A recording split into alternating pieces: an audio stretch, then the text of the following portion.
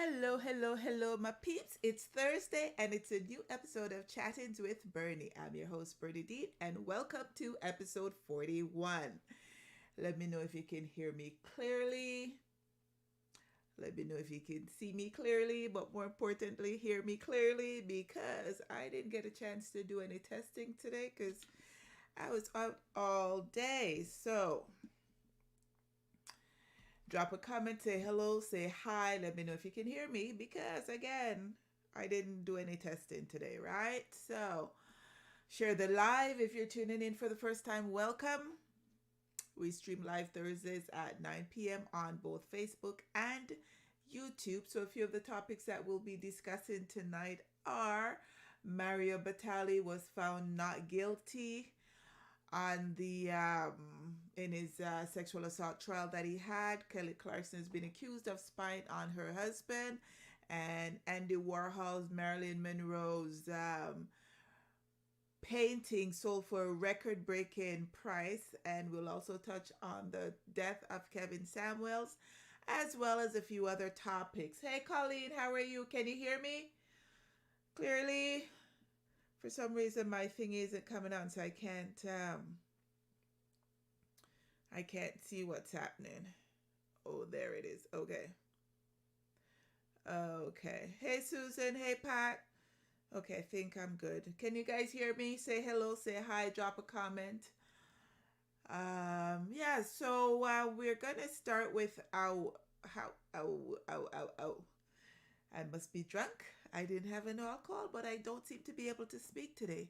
Anyways, we're gonna start with our entertainment section.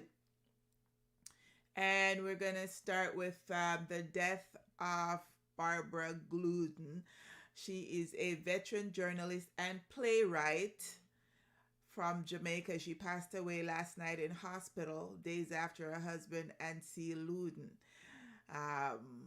Ansel Gluten. Now, Gluten's husband, Ansel, a former actor, food technologist, and orchid enthusiast, died on April 30th.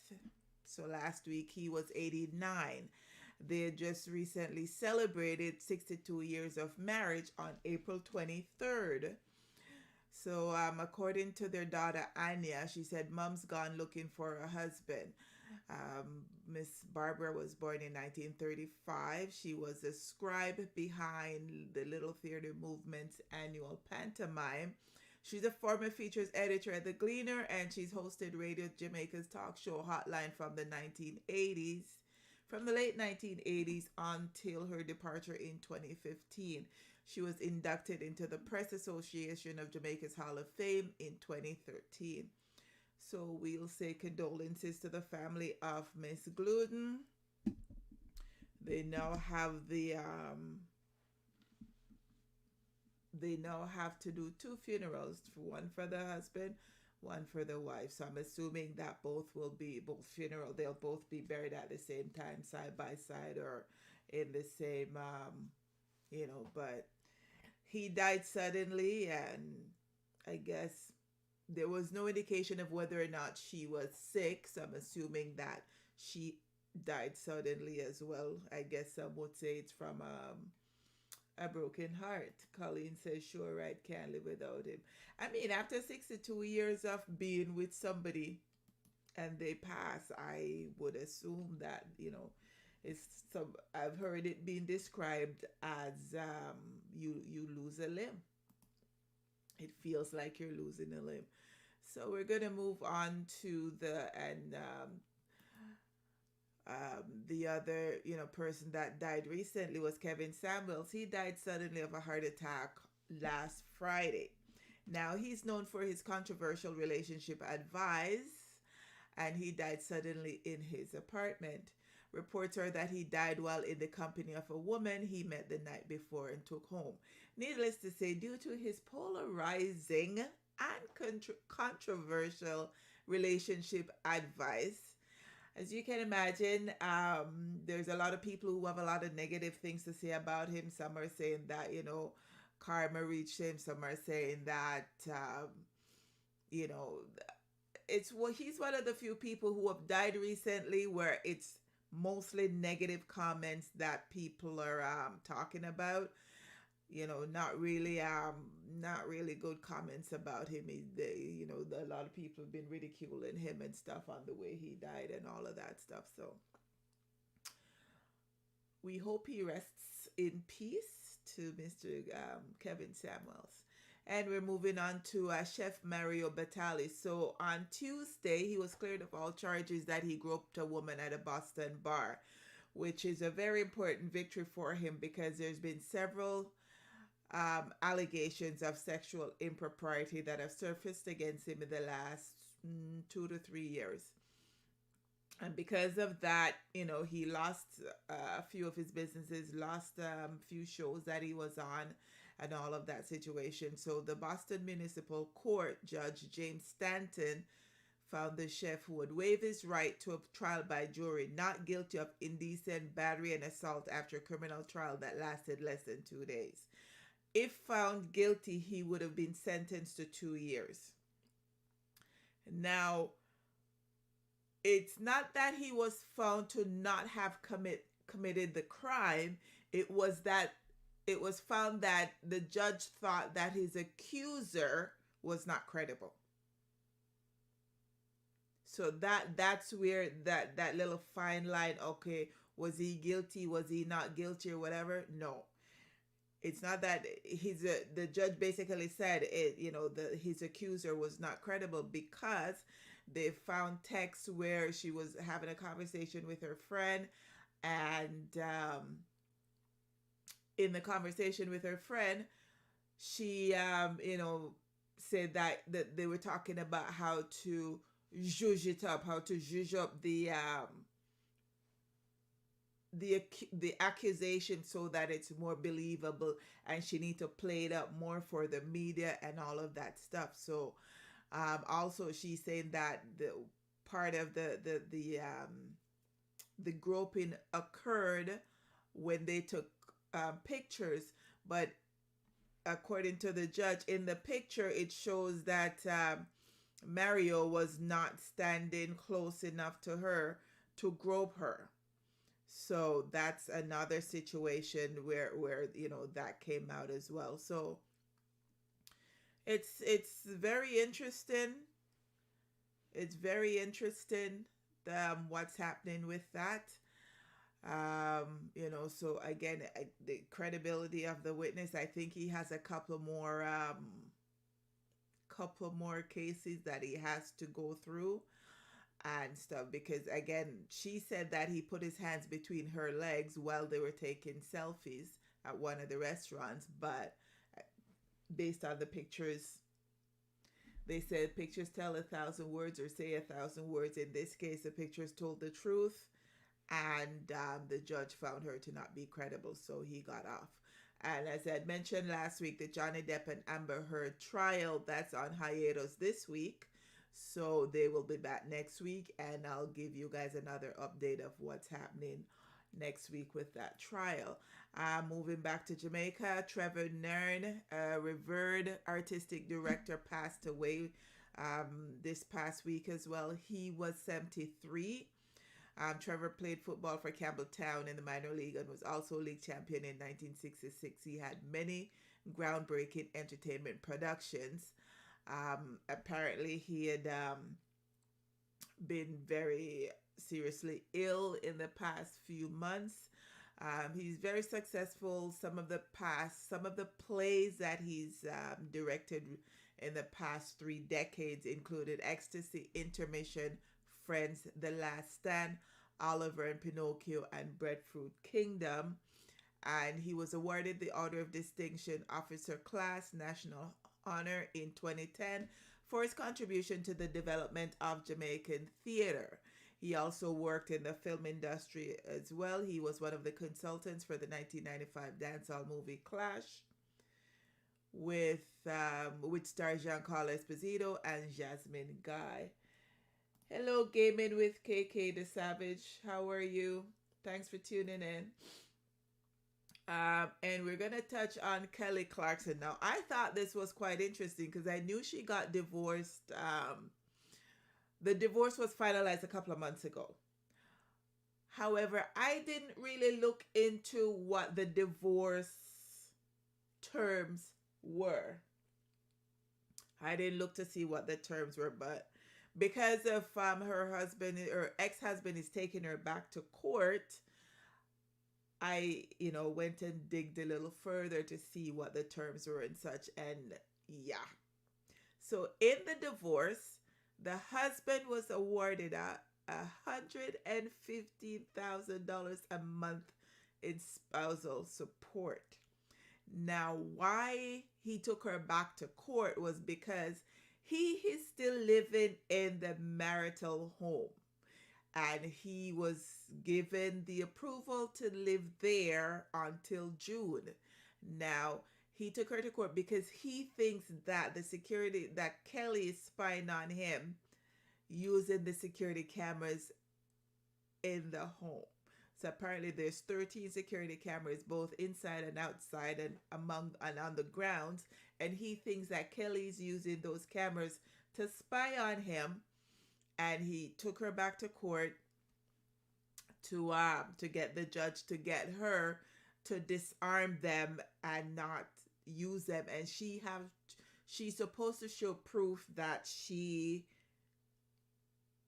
disabled the camera and they're no longer active and all of that stuff. So yeah, it's been quite interesting just looking at it. But what I found interesting was that she's supposed to pay him 150. Oh, and by the way, he's living at the house because he claims that he couldn't find any place to rent to move to. Now, spousal support was 115,000 a month until I think 2024. She had to pay him a $1.5 million lump sum payment, as well as she has to pay child support to him for $45,000. So he's getting $160,000 a month plus the lump sum of $1.3 million. Poor Kelly, but it's what it is. What happens sometimes is that people are like, yeah, why rich people don't want married to poor people and da da da da da. When you get married into wealth and then you get divorced, some of the things that judges look at while going through the divorce is the fact it's what you brought to the marriage, what you did during the marriage, and the lifestyle that you've now gotten accustomed to while being married. So, yeah. Hey Rose, how are you? Yeah, Trevor. Yeah, I did the story on Trevor died last week. I saw Terry Salmon had put that out and did a few other stuff. And Colleen says we'll go find somewhere to live. That's what she thinks about a moment like this. Yeah, exactly that. But I mean, for him to say that he could not find any place to live, I mean, come on. How many places in Nashville, like even with the lump sum of money that he got, you can't find some place to live?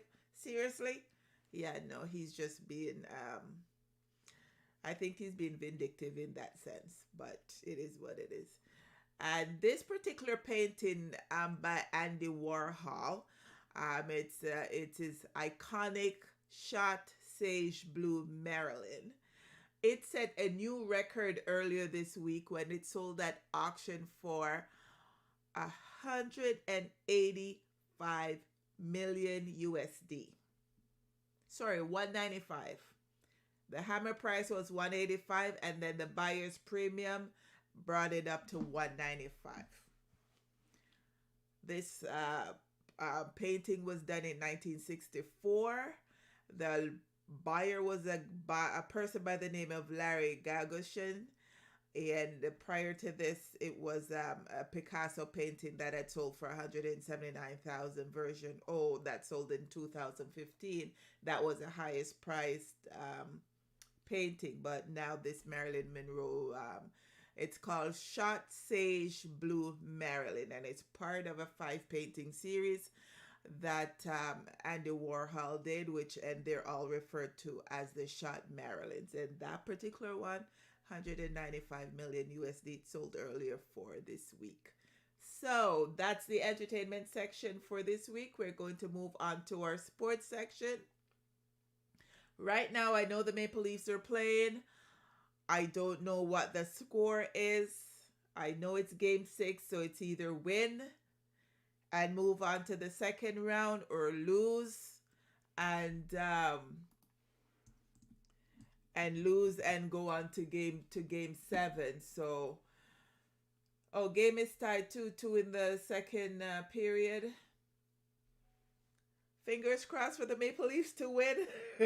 Because trust, you don't want them to go to a game 7 because you just never know. They may flame out. They may flame out in the second in game 7. So we'll see what happens with that. Toronto FC, they're not doing so well. They've lost the last 4 games. That have dropped them down to 12th position. In the Eastern Conference, there's only 14 teams in the Eastern Conference. Them being in 12th isn't good. So we've got a little bit of ways to go for this season. But, we don't want them to be having to fighting to get to the top or even get into a playoff. So they need to pick up their winning ways. And with regards to my Blue Jays, they're on a 4-game losing streak. They lost 2 games to Cleveland Guardians. They lost 2 games to New York Yankees.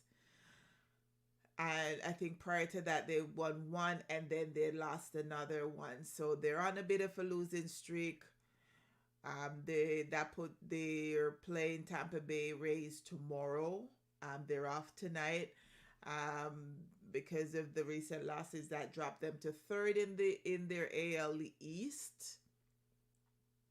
I mean, we're still early in the season. There's still time to get caught up. We still have over 100 games to go, but you don't want to wait. You want to be on a winning path. You want to win the games now that matter, while the season is young, so you don't have to be playing catch up and all of that stuff. So, but I can tell you that Guerrera and what's the other one? There's Guerrera Jr. and Gurriela, another G. Them two, man, they're playing good. And we've got some really good pitchers as well. I know the closers, I can't remember their name, but they're really, really good. They've done really well. So this, I would say, is just a slight blip in what's happening so far. So fingers crossed, we'll, see what happens with that.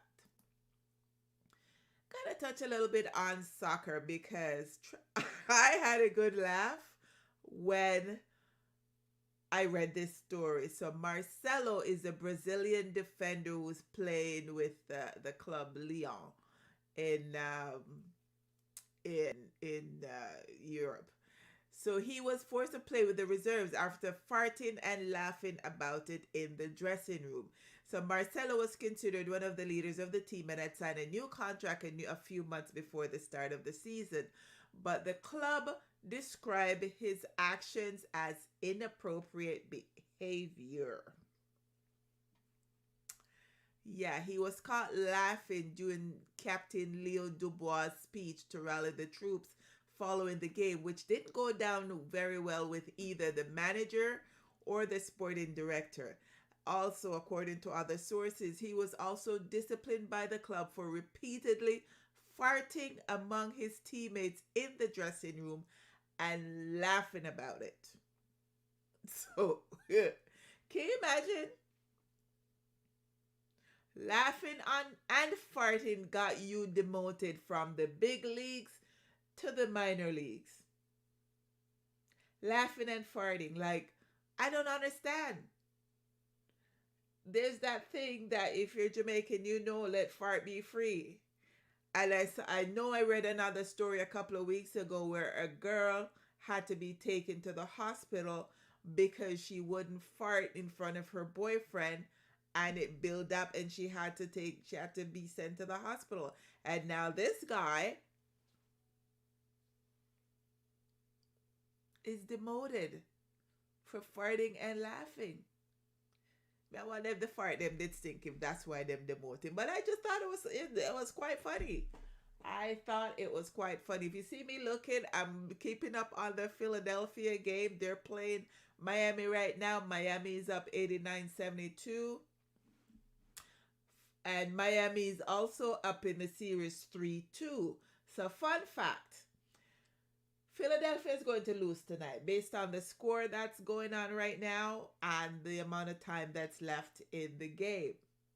But fun fact is that shot, that Kawhi Leonard shot seen around the world 3 years ago was on May 12th, 2019. And for Philly to be losing to Miami and is going to lose to Miami and will be out of the playoffs May 12th, 2022. So needless to say, May 12th has not been very good to Philadelphia. So just wanted to put that out. So I'm going to start with the news programs right now. We're going to go to Florida, where 25-year-old Shyla Heidelberg of Florida has been charged with child neglect after reports say she went to the club for more than an hour as her 3-year-old slept on the sidewalk and her other 2 children were left at home unattended. The toddler was found draped in a sheet at 1 a.m. outside of the apartment building.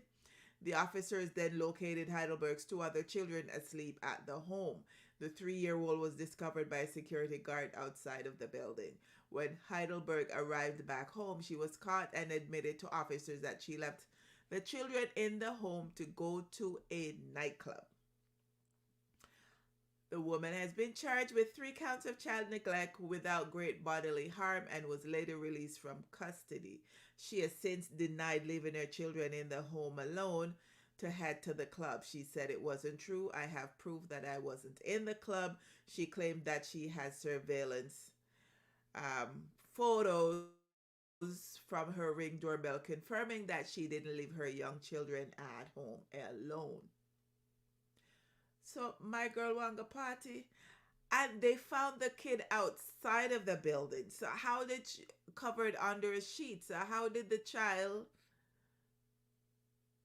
get outside of the apartment to go outside? And they found, like, how did that 3-year-old get outside? And the other 2 kids were found in the apartment. Like, they didn't state the name of the other 2 kids, but but I don't think the party did nice enough for you to do that to your kids, but it is what it is. We're going to circle around to Michigan.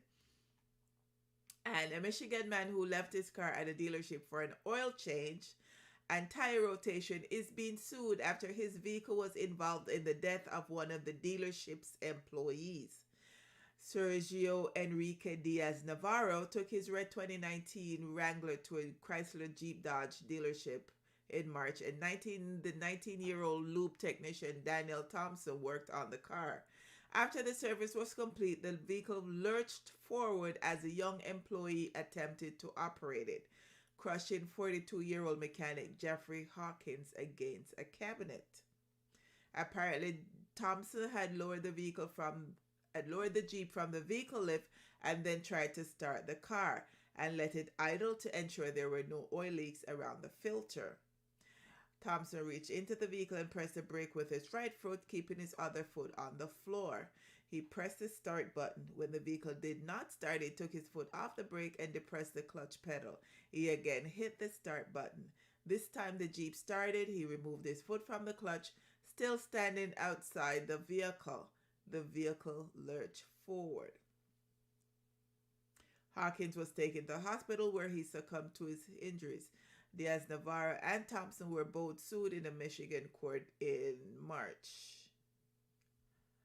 So apparently Thompson, not only did he not know how to drive, he didn't know how to drive standard because he didn't know how to drive, period. So, and he didn't have a license. So he was not even supposed to be, turning on the car to try to drive it. And anybody who drives standard know, when you do the clutch, you have to balance it off or the vehicle will jump forward. But what will happen is they've sued the owner of the vehicle, they've sued the 19-year-old lube mechanic, and but they can't sue the dealership because apparently there's some law, labor laws, or there's some laws there that the boss, you cannot sue the boss. So what they've done is sue the employee, one employee and the owner of the vehicle. But what will happen is that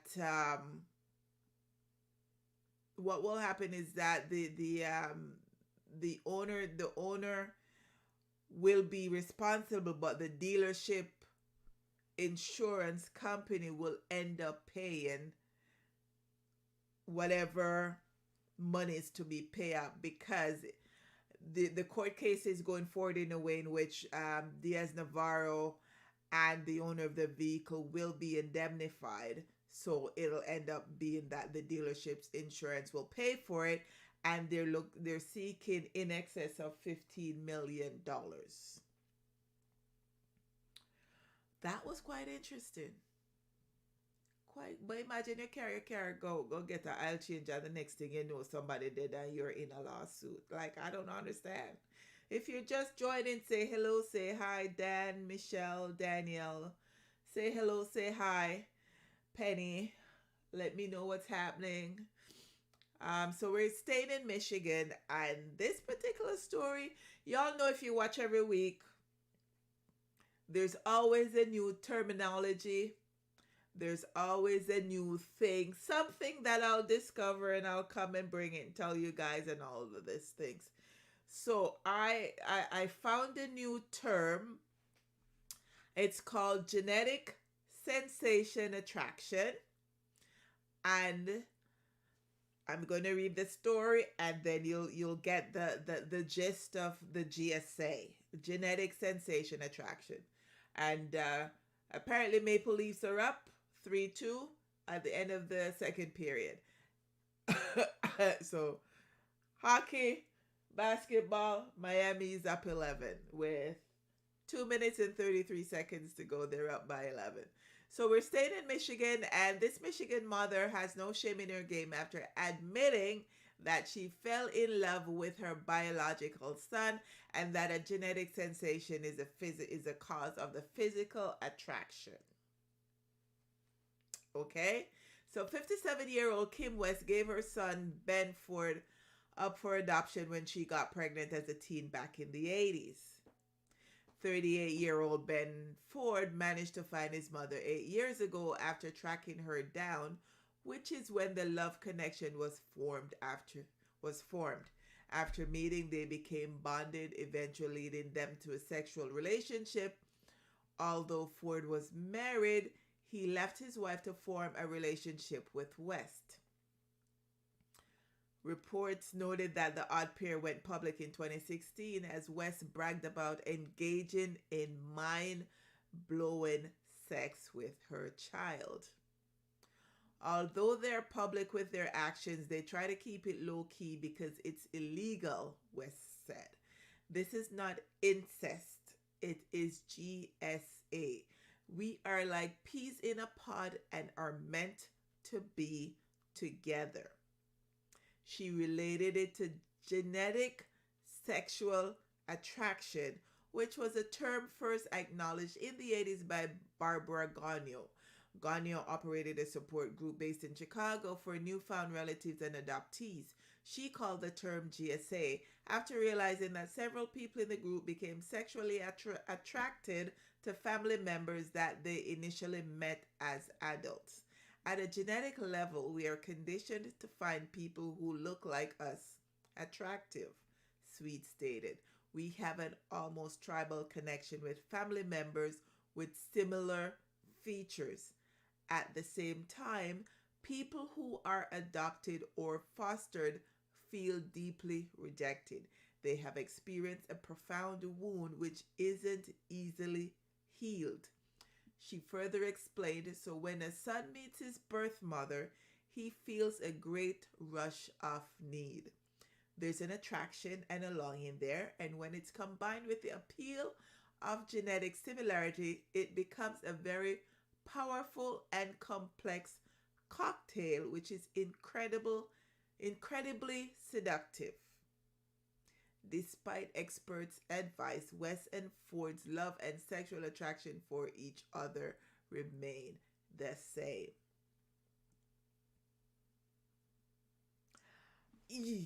There's a certain ick factor there. And it's funny how people always find different terms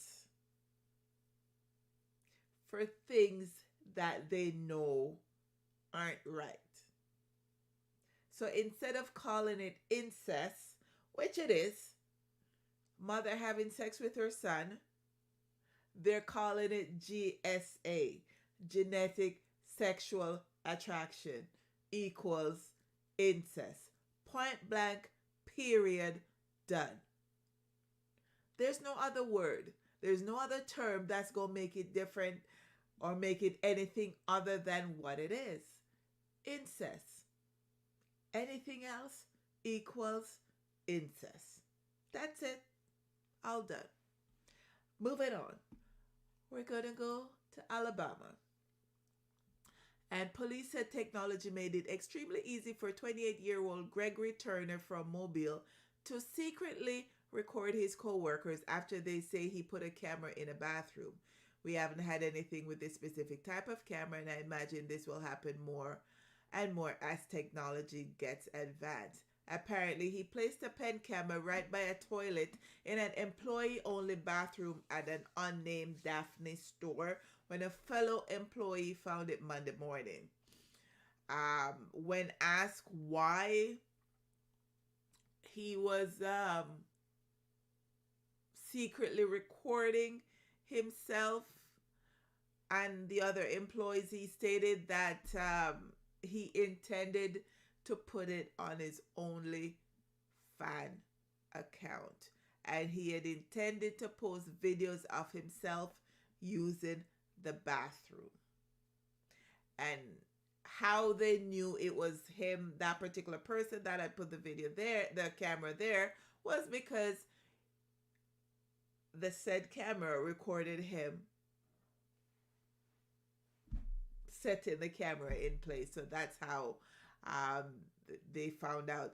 Police are stating that they don't know how long it was there or how many other pictures or how many other persons were caught on camera. So they're going to have to do further investigations and all of that kind of stuff to see whether he's got, other pictures on his hard drive, on his laptop or his cell phone and all of that stuff. So he's been charged with 4 counts of aggravated criminal surveillance and 1 count for each victim.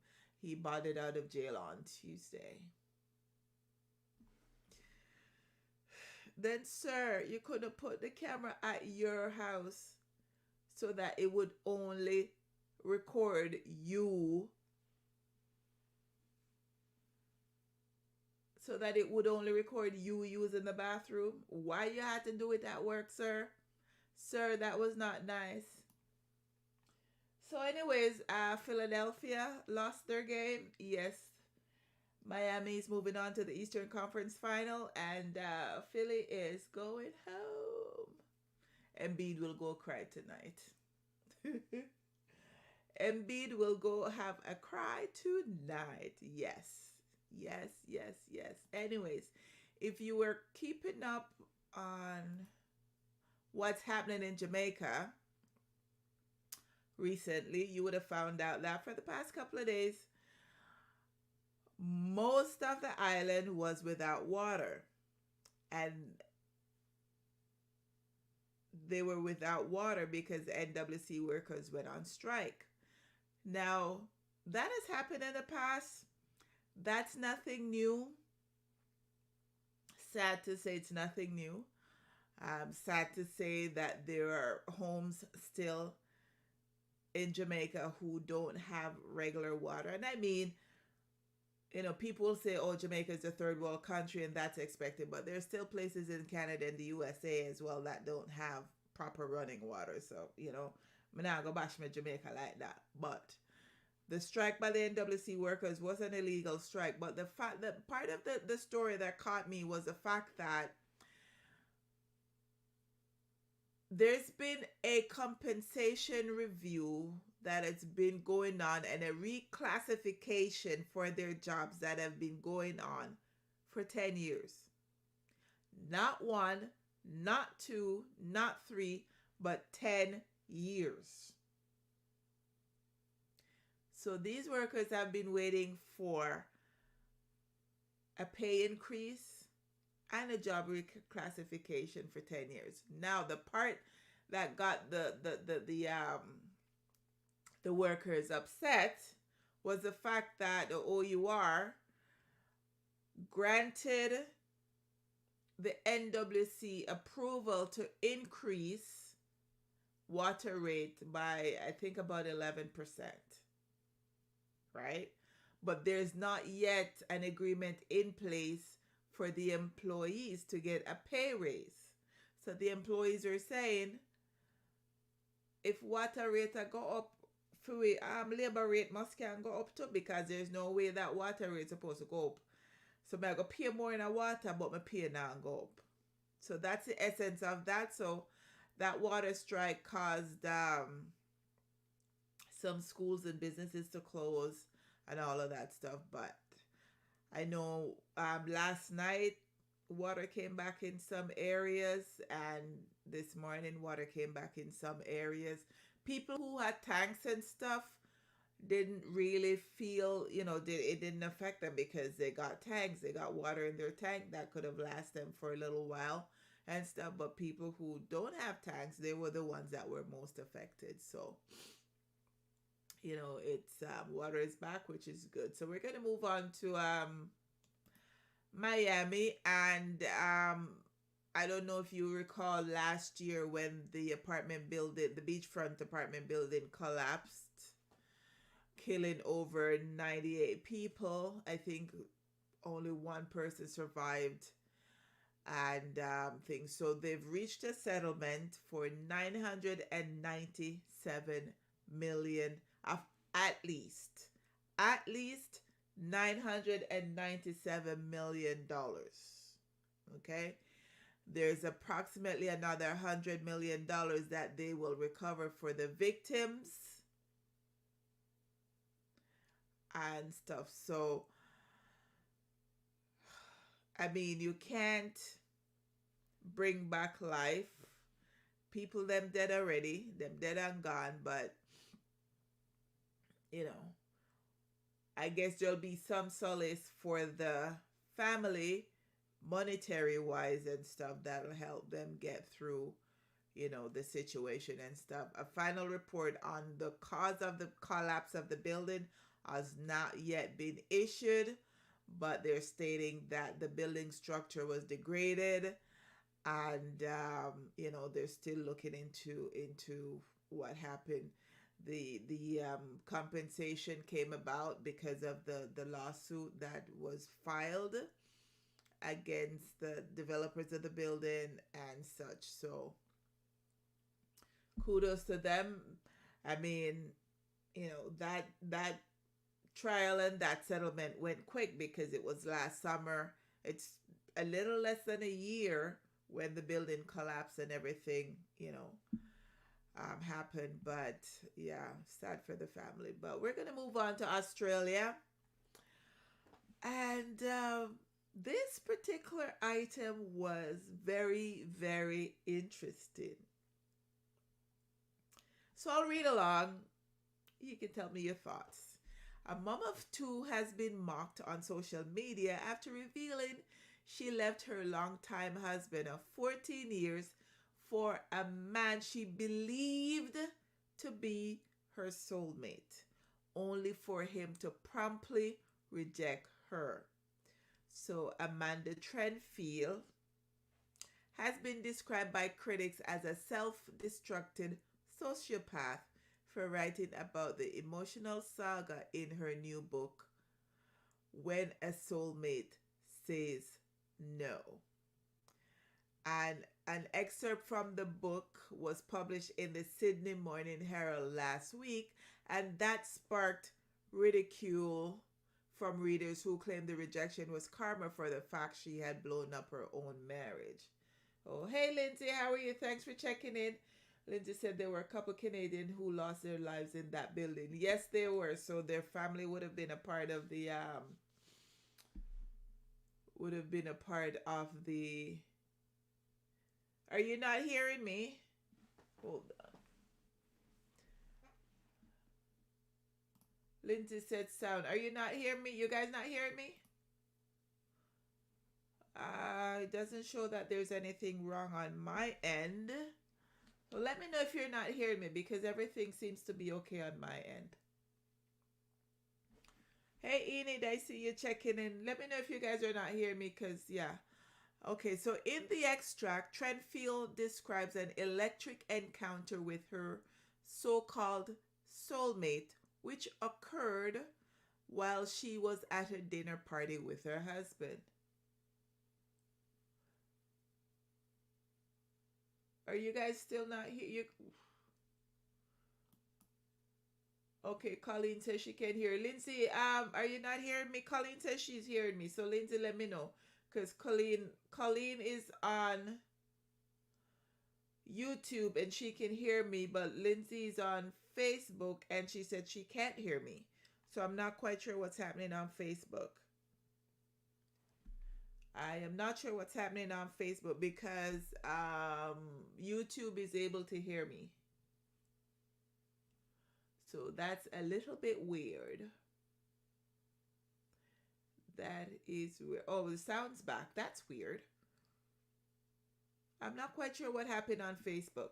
Okay, so Enid is also on Facebook and she's hearing, and Lindsay said the sound's not back. Okay, so this mother of two, the story is this mother of two in us. We're in Australia now. This mother of two, Miss Trentfield, she left her marriage of 14 years for her soulmate. And when it didn't go the way she expected it to go, she wrote about it. So I'm going to read a little bit of what happened and her situation. So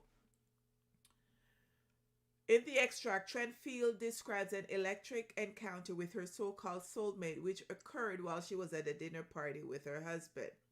And this is what she wrote in her book. As I settled into my seat, I looked up and immediately lost my breath. When our eyes met, there was an instant familiarity that ran deeper than water cooler chat. These eyes had locked before, 12 years earlier. His name was Jason. I hadn't forgotten. Trentfield did not explain the circumstances under which she previously met Jason, but said that she felt an immediate attraction and soon struck up a conversation with him. Over the course of the evening, my attraction to Jason developed. I soon became aware of his every breath, and I unconsciously mirrored his pace. Trentfield swooned. I caught myself embarrassingly looking at his chest through his slim, fitted white evening shirt. Yes, he had a fit, toned, and attractive body, but was it his chest I was drawn to? The pair continued to drink and talk into the night, with the author insisting that her attraction to Jason only intensified as the hours went by. By the time the group left the restaurant late in the evening, all my senses were on high alert. It was abundantly clear that the energy between Jason and me was somehow charged. The pair ended the evening with a hug as Trentfield whispered into Jason's ear, "This isn't over. I need to see you again." Now, you do recall that I said she went on the dinner date with her husband, right? And it was a group setting and she was there with her husband. All right. I had never felt anything like this before. I had never experienced this sensation she gushed. I now know without hesitation, without question, without any doubt in my mind, my body, or my heart that the energy we experienced that evening was our souls connecting. I left the dinner party a different woman. The author continued to coo over the intoxicating experience with Jason, writing, I knew in my heart, in my soul, in the very fabric of my being, that I had profoundly changed. I couldn't articulate the feelings, the sensations, the experience, the connectedness I experienced with Jason was at a level impossible to describe. All I knew for certain was that this one encounter, in the most unlikely of places, under the most unusual of circumstances, had dramatically altered my life. Remember, she went to the restaurant with her husband. She went to dinner with her husband. It doesn't state who Jason was there with. All right. Less than a month later, Trenfield ended her 14-year marriage with her husband despite not having had any further communication with Jason since the night of the dinner party.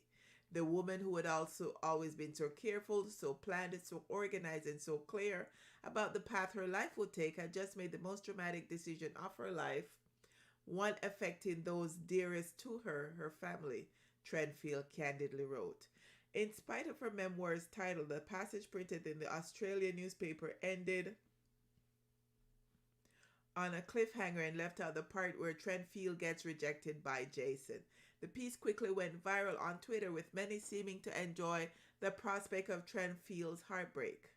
She has not publicly responded to the controversy, and she now reportedly works as a life coach and does not appear to have reconciled with her ex-husband.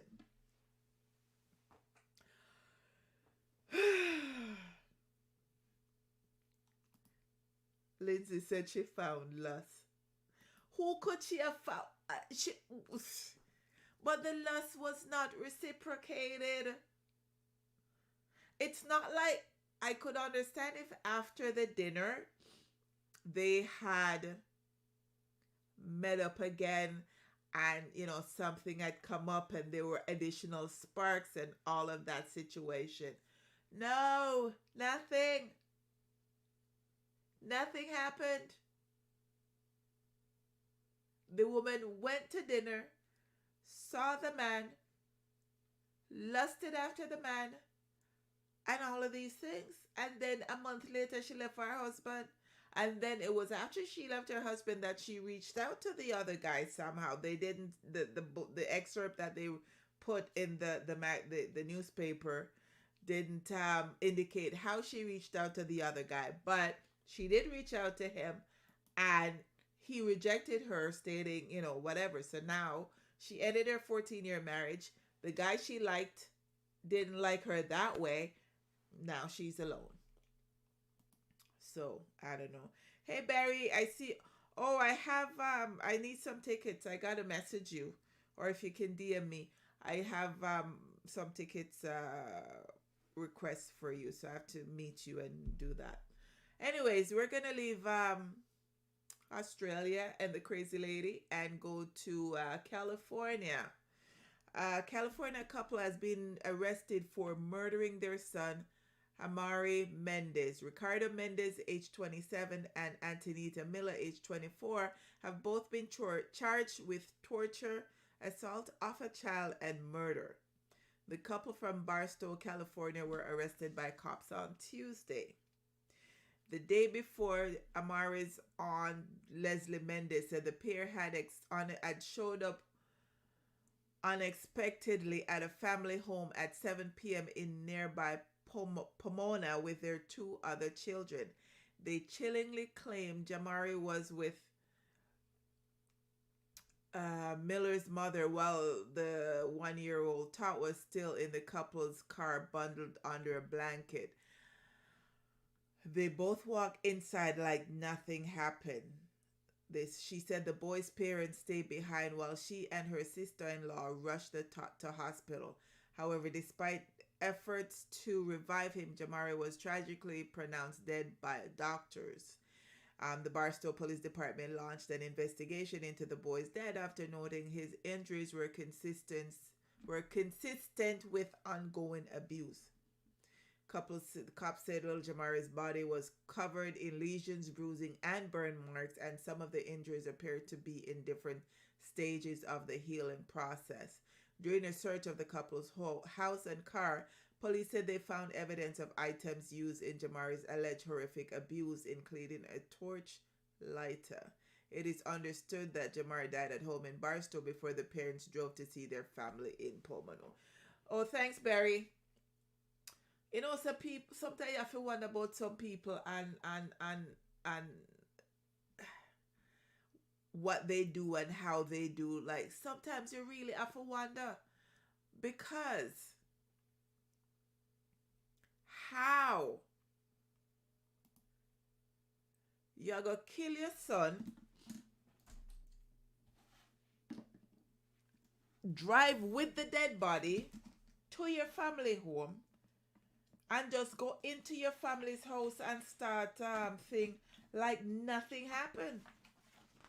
But I understand. 206. I don't understand. I do not understand people. Oh, them do that. Oh, them do that. Anyways.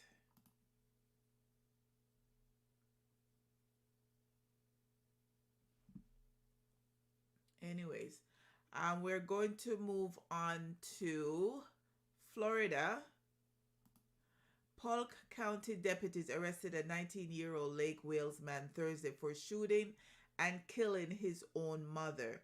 Sheriff Judd said the 52-year-old mother had returned home from taking her 14-year-old daughter to school when she noticed the smell of smoke coming from the bedroom belonging to her 19-year-old son, Seth Settle.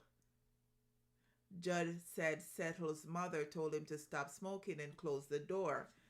In response, Settle shot her through the door, striking her through her heart. Officer Judd said that Settle then ran through the house and yelled for his 24-year-old brother, who was in the bathroom and didn't hear what he said.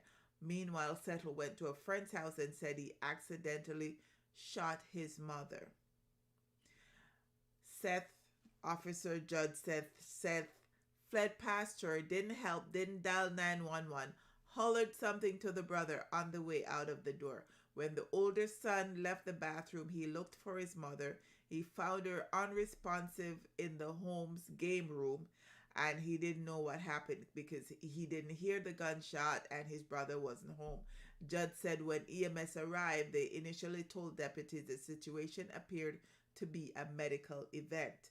Hospital staff told the Settle family that their mother died from unknown circumstances until they discovered the gunshot wound while moving her body.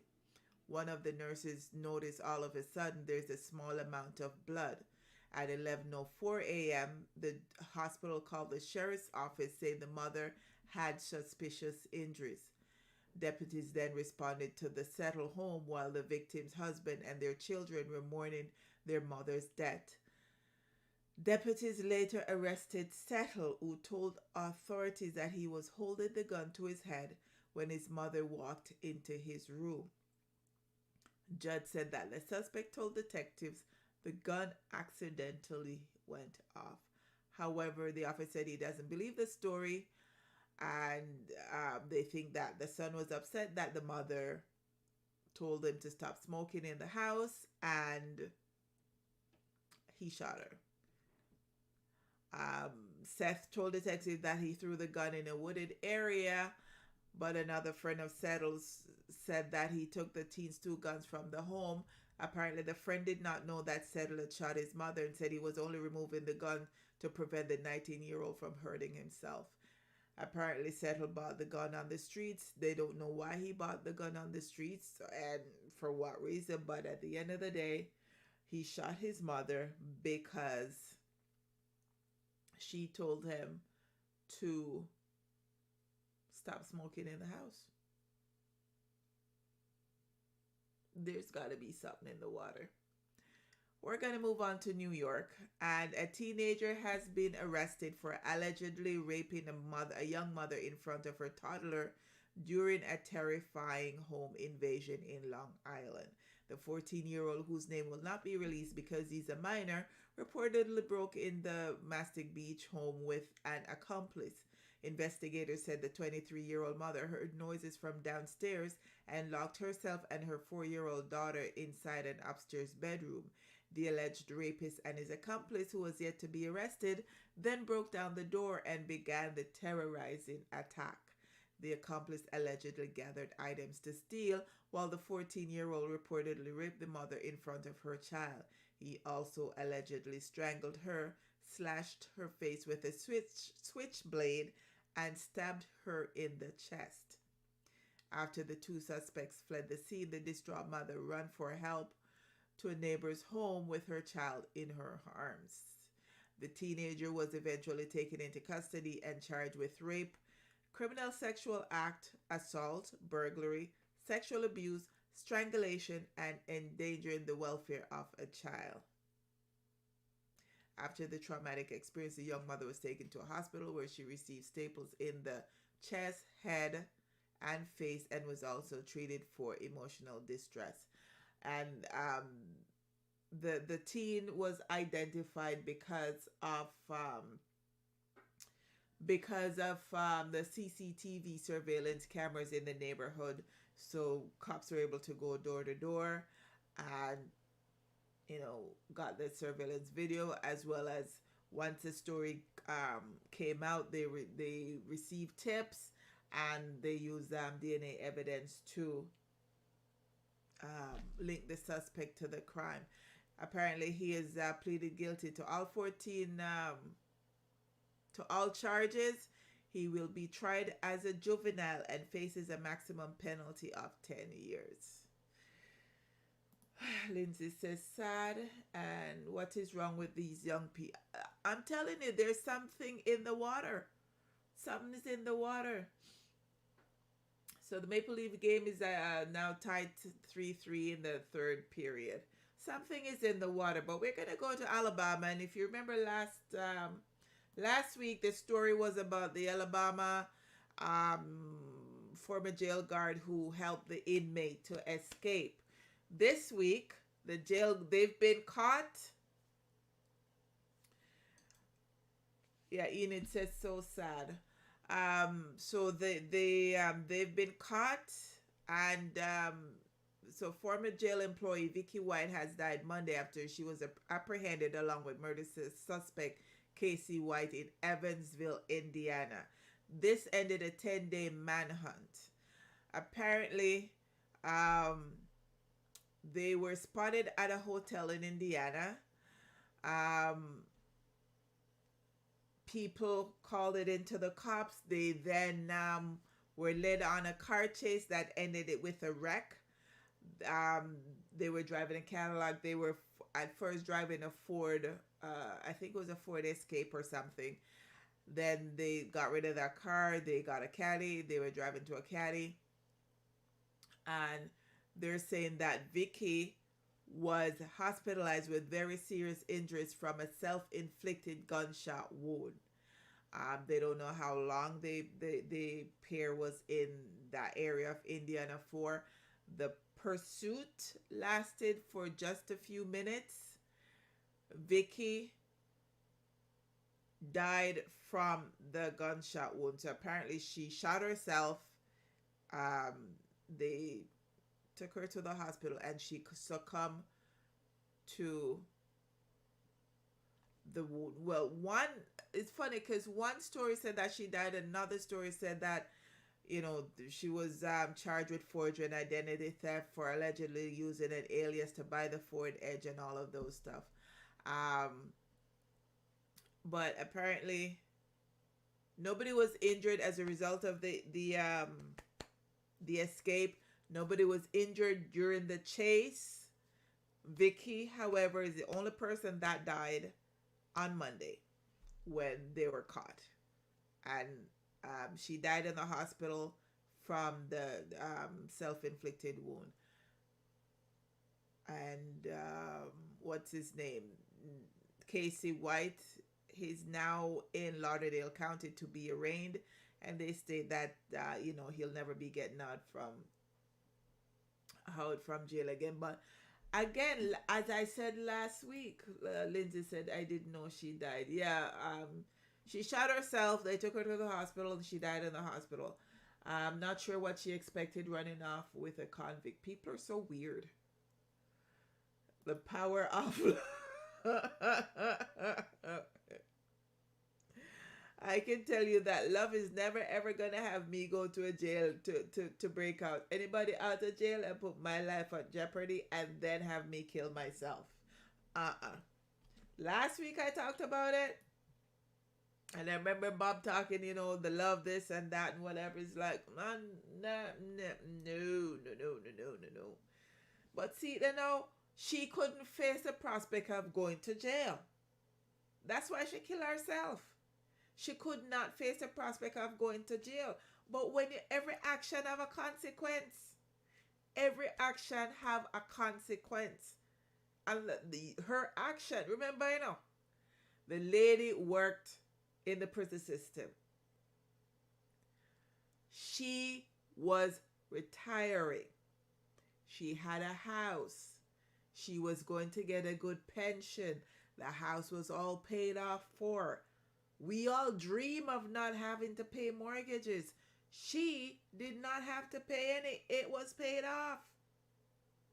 She was retiring from a decent job that she has been in for a long time. She was not just a regular corrections officer. She had a nice position. She was going to get a good pension. She would have been able to live comfortably and find a man a road on her pension. Instead, Goody sell her house, take out all of the money out of the bank, decide to break the man out of prison, and went on the run. So for 10 days, they live well. She now could not face the prospect of going to jail.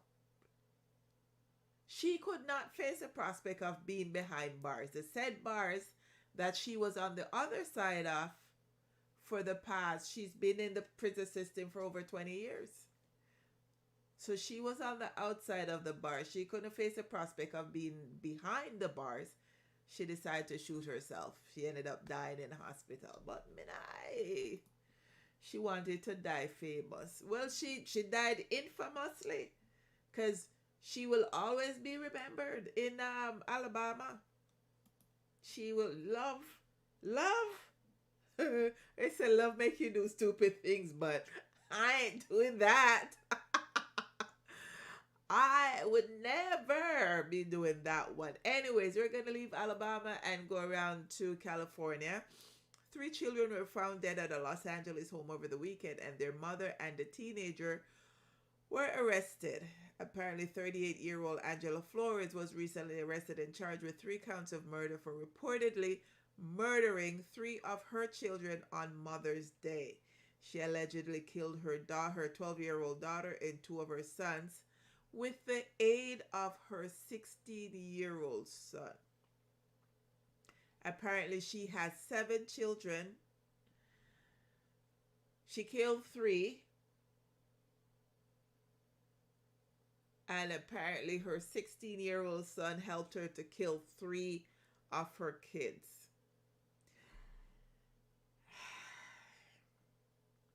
I think based on this story, so the 12-year-old girl was killed, an 8-year-old boy and a 10-year-old boy, and it was the 16-year-old boy that helped the mother to kill them.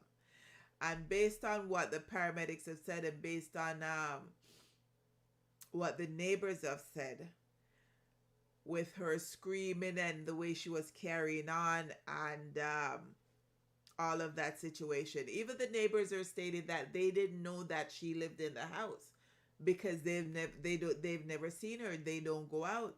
The neighbors weren't aware, so it doesn't state whether they recently moved into the area or they've been living there for a long time. But the neighbors are saying, you know what, we haven't seen it. We didn't know that there were kids living there.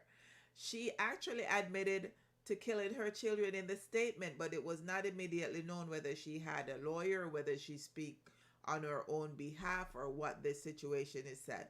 So she's been detained on $6 million bail with no court date. Also, they're saying that I think Saturday night, so the night before, so Sunday was Mother's Day, so on the Saturday night, she was screaming erratically and acting erratically until people called police. Police came and, squashed it, and that was it, and she went back inside. They're saying also that when paramedics came and tried to put her on a stretcher, she kept jumping up and popping up and saying, "Where's my Bible? Where's my Bible?" and all of that stuff. She was seen yelling, praying, lighting candles at other homes on the street. All this happened on Saturday night. And on Sunday, she killed three of her kids and stuff. So that should be an interesting court case to see, because I'm sure there's going to be some mental health issues there as well. So we're going to circle around to Texas, because when this story came up, made it confused. When I read this story, I was confused. But let's carry on. So Enid says, I saw the news. I'm not quite sure why Enid's not coming up in my feed unless it's the other one. So a murder allegedly involving a Texas man, his purported wife, and his girlfriend took an unexpected and confusing turn when a third woman came forward claiming to be the male victim's real wife. So if uno account, a one man, three woman. Karen Stewart, age 51, was arrested Saturday on a charge of murder when she allegedly confessed to killing a man she identified as her husband, James Hargrove, after he brought home another woman and professed his love for her. The deadly shooting took place at a home in the 2300 block of Buttress Route Drive in the city of Spring just after 2:20 a.m. Saturday. Harris County Precinct 4 constables who were called to the scene found Hargrove suffering from multiple gunshot wounds. He was rushed to Houston Northwest Hospital where he succumbed to his injuries. When questioned by police, Stewart said Hargrove was her husband and that she opened fire on him in a fit of jealous rage when he told her he was in love with another woman. Hargrove's 41-year-old lover was also at the house when the shooting happened, but she managed to escape unharmed. She has not been named. During Stewart's initial court appearance on Monday, a woman who identified herself as Sandra Hargrove said that she was James Hargrove's real wife and not Stewart. According to Sandra, she and James had been married since 2009, but separated in November. However, she said despite the split, she said they remained best friends, talked daily, and even considered a possible reconciliation. He's still my husband, Hargrove said through tears. I mean, we have grandkids, we have kids, we have nieces and nephews. That's still my husband. Sandra said she did not know that James suffered from a laundry list of health issues, had been in a romantic relationship with Stewart, let alone a third woman. Sheriff deputies said that James had been in a relationship with Sandra Stewart for 7 years. Now, if you're counting, he's been married for 14 years. And if he has grandkids with the other lady, that means they were dating for much longer than the 14 years that they've been married for. And he's been in a relationship with Stewart for 7 years. And that the duo lived together on and off. James's other girlfriend, who allegedly witnessed the shooting and fled for her life, told cops she thought that the man and Stewart were in an open relationship and that he wanted the two women to meet. According to wife Sandra, James had just recovered from COVID after spending 4 months in a coma. He was paralyzed for a year, had 2 heart attacks, a stroke, and kidney failure. Stewart is still in jail on a $75,000 bond. She is due back in court on August 17th. Now, court records also indicated that Stewart was previously charged with felony battery in 2016 in Louisiana after allegedly running over her then husband with a truck and dousing him with lighter fluid. Stewart later pleaded guilty to a downgraded charge of simply battery in that case. So then if you check the levels and check the date, if she ran over her husband in 2016, her ex-husband in 2016, that means that this man that she's dating now, if she's been dating this man for 7 years, she was also dating that man back then in 2016. Then, Mr. Man, you cannot date a woman where you know say run over husband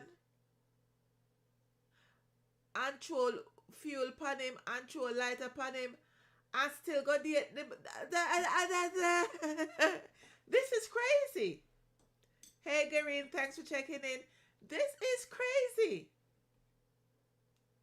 Lindsay says, if this man has all these health issues, why the hell would she want to kill him? I am stuck at the part where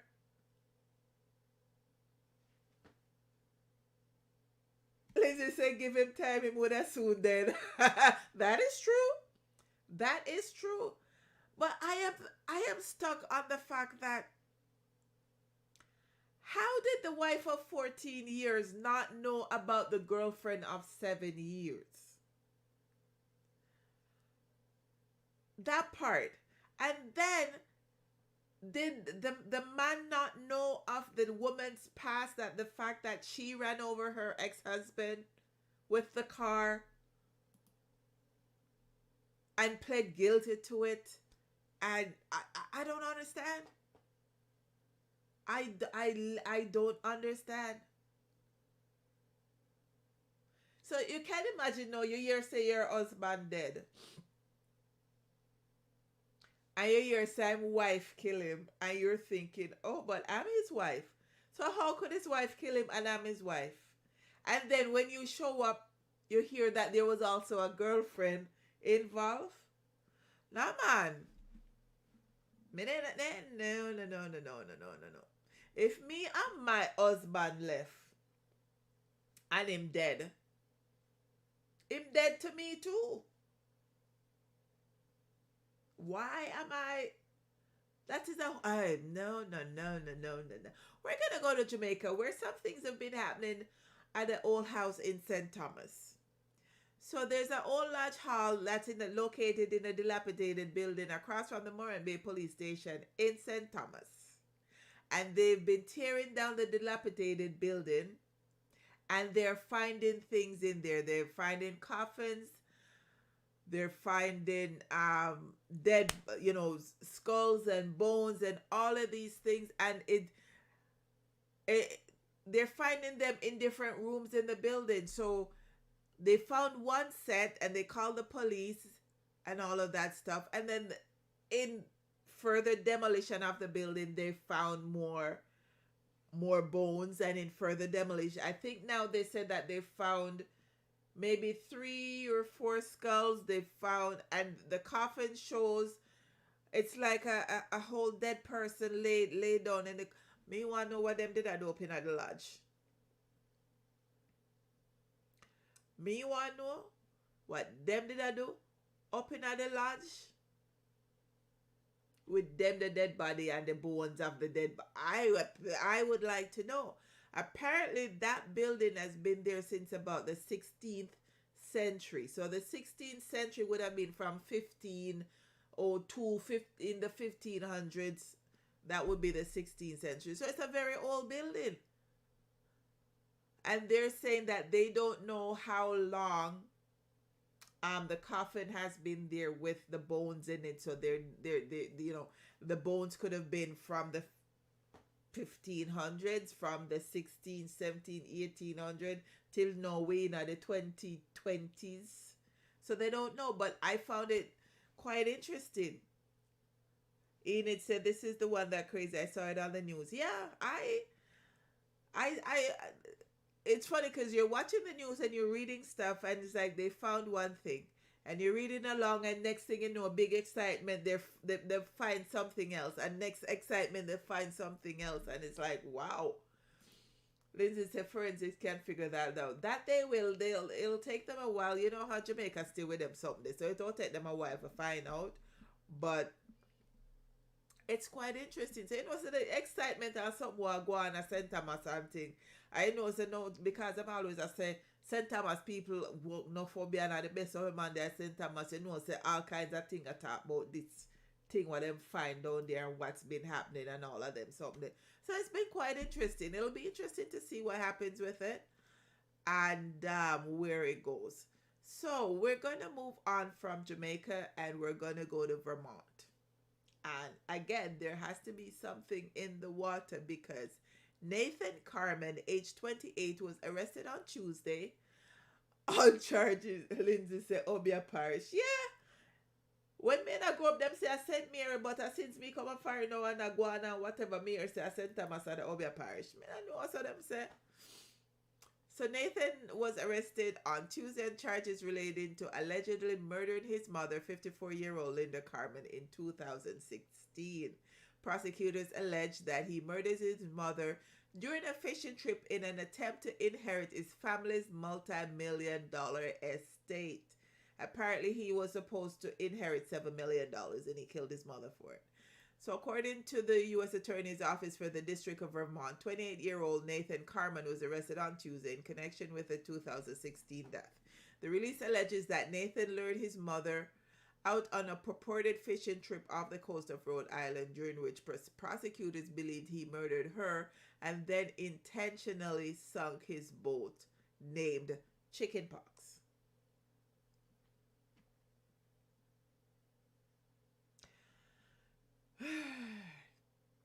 Nathan then spent 8 days adrift at sea on a life raft before he was rescued by the crew of another vessel. Linda's body was never found. Nathan faces 1 charge of murder as well as 3 counts of mail fraud and 4 counts of wire fraud.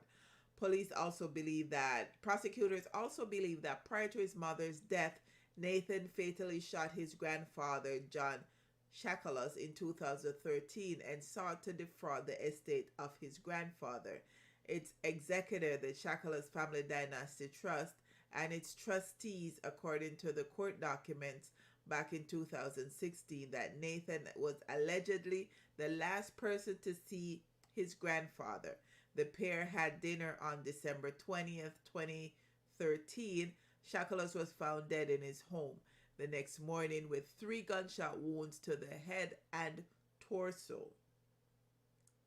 However, Nathan has never been charged in connection with Shackles' death. At the time, Shackles left behind an estate worth more than $29 million to his 4 adult daughters, including Nathan's mother. As Linda's sole heir, Nathan was in line to receive about $7 million. Prosecutors alleged Nathan fabricated stories to cover up both killings. During the cover-up, Carmen misrepresented his involvement in and responsibility for those debts to law enforcement, to his family, to those who made inquiries about the debts and their circumstances, and to others who challenged his cover-up or challenged his rights to his grandfather's assets. While prosecutors did not reveal how they believe Linda was killed, they have asked that Nathan remain in custody pending trial, contending that he poses a flight risk and is a danger to the community.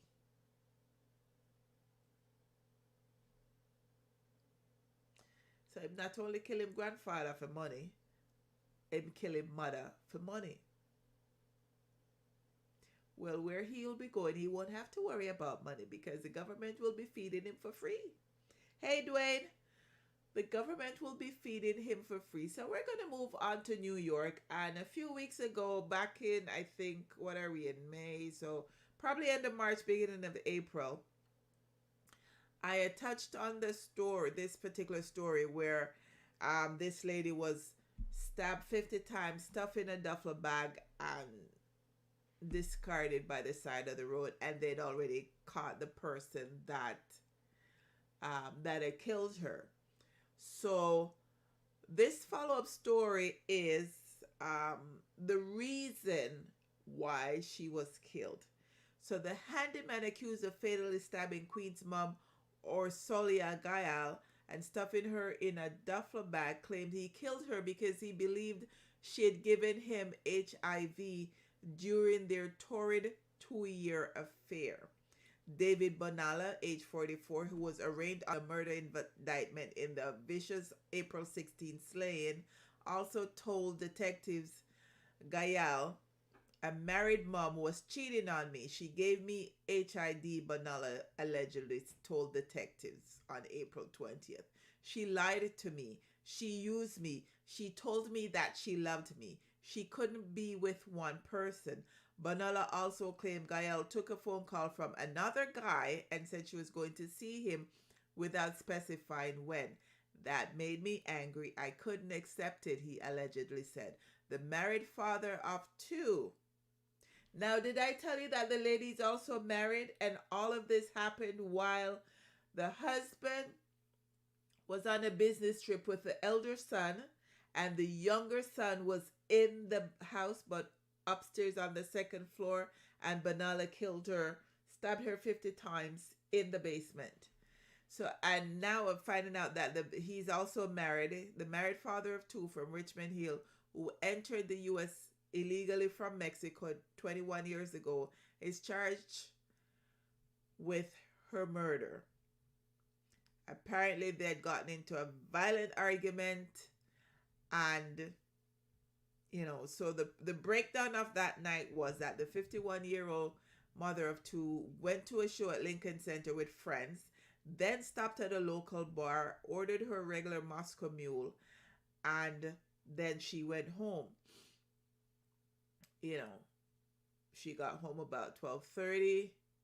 She was followed by Bonalla, who knocked on the door. He claimed that Bonalla is an heating and air conditioning repairman, and he had also done work for the family over a period of time. He went to her house. She opened the door. She asked me what I was doing there. I told her that I just wanted her to tell me the truth about why she gave me HIV. She said she didn't have HIV. He said at that point, Gael told him their affair was over and grabbed a knife and told him to leave her house or she would kill him. He stated that he then grabbed the knife and cut her from the neck. She kept fighting and we fall. She was moving and trying to grab me, so I stabbed her in the neck to get her to stop attacking me. He allegedly said he cleaned up the house with towels, put her in her son's hockey duffel bag, and then dumped it about a mile away from the home. He claimed that in the past she told him that she had sent a man to jail, so I sent a message to her husband pretending to be that guy because I was shared. I took her laptop because she had sex videos on the laptop. I threw her laptop in the Hudson River where I used to visit her.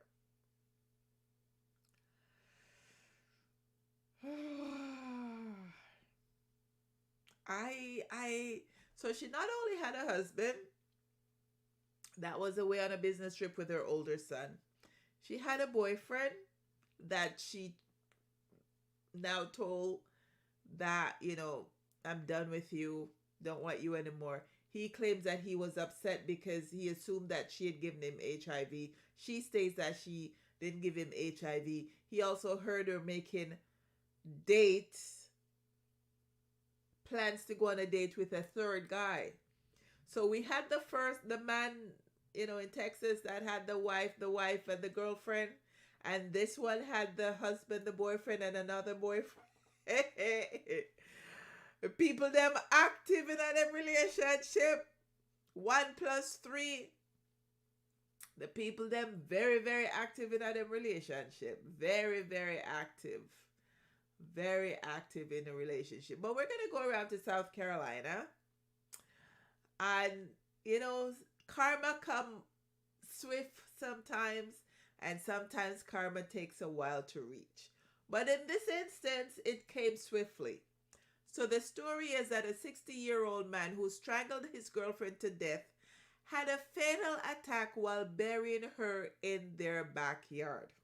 Joseph McKinnon, age 60, killed Patricia Ruth Dent, age 65, inside their Trenton, South Carolina home on Saturday.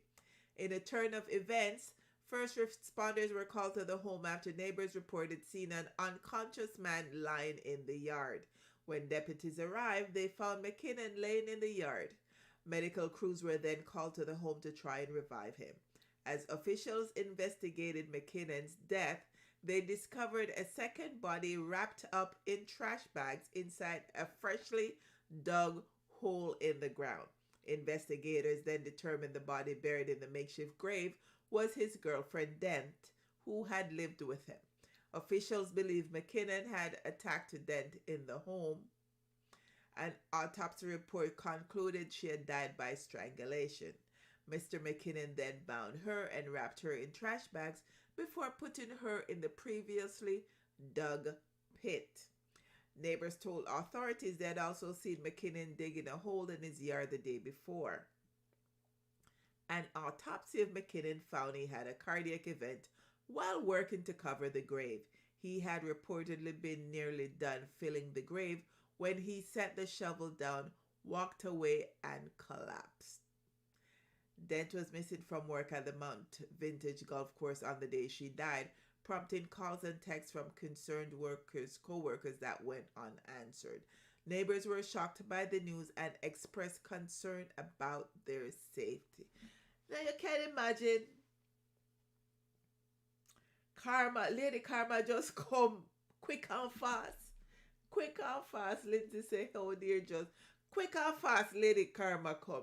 Because while you strangle your girlfriend and a bury her, you have a heart attack right there beside her. What's that saying? Never dig one grave but dig two? Poor soul. Yeah, he needed to dig 2 graves. But you know what? That's our stories for tonight. I thank you all for tuning in. Hope you all had, it was interesting. Had some laughs. There were some funny points there. Learned some new things. So if you came late, we learned about genetic sexual attraction, GSA. It is where people of the same genetic makeup are attracted to each other sexually. They don't want to call it incest, so they call it genetic sexual attraction. And that's from a story that I read where a Michigan mother gave up her son for adoption. He found her, and now he left his wife to be with his mother, and they're having, entanglements and all of that. And it's called genetic sexual attraction. So that's our new term for this week. Last week it was fictosexual, and this week is that. I thank you all for joining. I thank you all for tuning in. See you next Thursday, same time, same place. Have a nice week. Enjoy. Be safe out there. Later.